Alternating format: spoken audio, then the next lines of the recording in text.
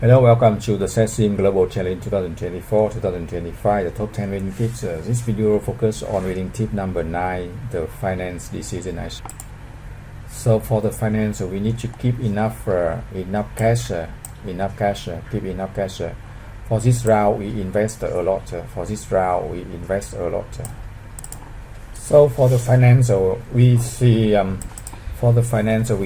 we have good sales in this round, and variable cost will not change, but future cost will not change. R&D increase 1 million because we started production of Take 3 and Take 4. So this very big cost.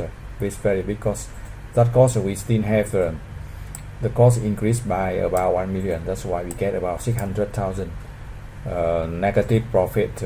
But this for only for round 4, round 5, 6, 7, 8 we can go back with a very good sale and good profit.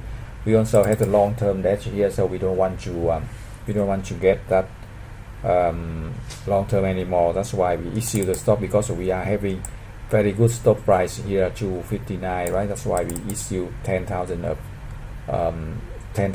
shares, so you can get 2 million here, 2 million by fund, and then we can get good cash to operate.